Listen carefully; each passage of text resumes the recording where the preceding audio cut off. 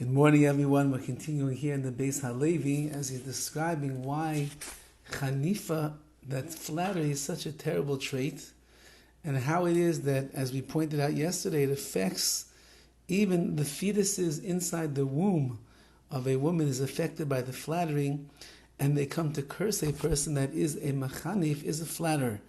And he's building up his answer based on the concept and the idea that he's discussing, that the midas, the traits that are in a person, if he has bad traits inside of himself, so then one cannot coexist with the other.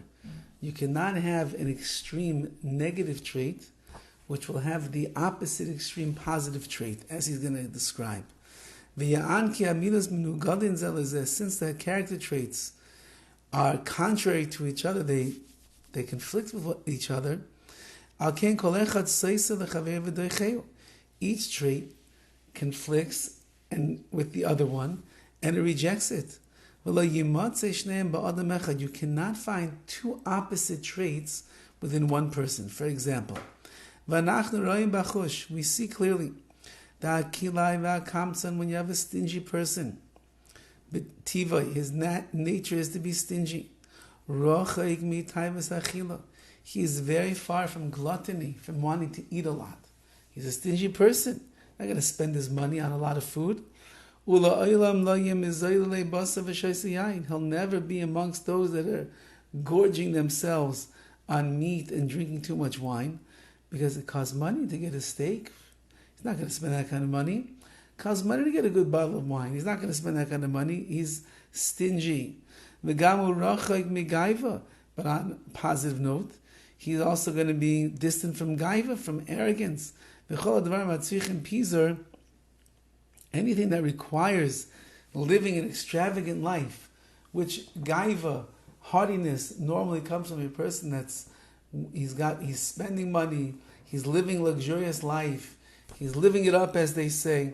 So such a stingy person, he'll never get to that place because he can't spend the money.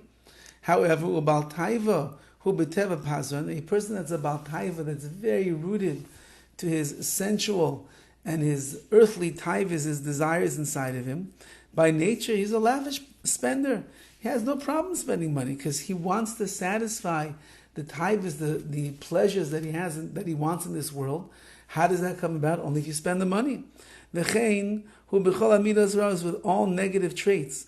Einam yicholim l'shev yachda ba'adam echad. They cannot coexist as one within one person. It doesn't work like that. And this is what the pasuk, the verse, praises the words of Torah in such a way. Va'amar, and it says, Mishpatei Hashem emes, the laws of Hashem are true. Tzadku yachdav, they are righteous altogether. The rak hamidais toivais, it's only good character traits. That tzidkois and righteousness, yizlachdu b'yachad, they can unite together as one. Liyashneim ba'adam echad, they can coexist inside one person at the same time. Meaning, kolecha bizman ha'nitzach alay uladavar ha'nitzvach, each one will function at the time of need for whatever purpose it's needed for, as he will explain. Just like we find by the righteous people, Ashim goyderach manusam, alaniyim v'nid koyim, they have tremendous amount of compassion on aniyim, on the poor, v'nid koyim, and those that are oppressed, v'shiflus rucham neged yishar macherim, and they can be humble towards other people that are yisharim, that are upright. Kain godel is chaskam ugvurosam libam neged arashayim hu lumaseh.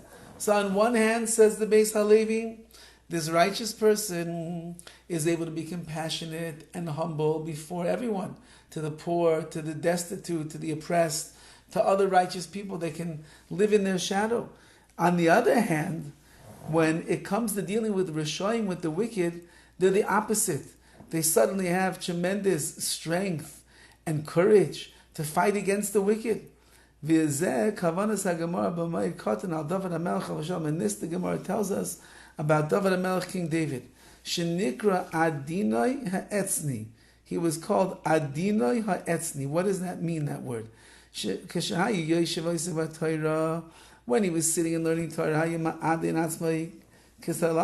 he would humble himself. He's learning over here that Adinoi, he would humble himself like a worm. And he would say, what am I? Compared to HaKadosh Baruch Hu, compared to the Torah, I'm a nothing. I'm like a worm. However, when you go out to battle, he would make himself hard like a piece of wood. He would end up killing 800 people in one battle as a result of his hardness. This means that you see that David HaMelech had two opposite extremes, called Echad Ba'es HaNitzachah, and he was able to use each one at the time that was needed most. Even though it would seem that each one of these goes against the nature, but when it's two positive traits, says the Beis HaLevi, they could coexist. And the reason for that is, a tzaddik only uses his traits. He doesn't perform actions because of his nature. His nature and his physical desires and the like, they're all nullified in front of him. Like it says in the Torah,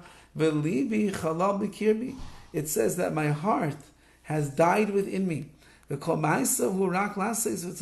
Everything he does, it's not for his heart, not for his desires. He does it because Hashem wants him to. And that's why a righteous person can have two opposites. On one hand, he can be very humble. On the other hand, he can be very strong with the Rishoyim, and so on and so forth. Why? Because he's living for the Rebbeinu Shalom. He's not living for himself and his baseless, senseless, lowly taivas desires that are in him by nature. Okay, this is the Beis HaLevi he's building it up. And we're going to see Be'ez Hashem where he goes with this. Have a wonderful day.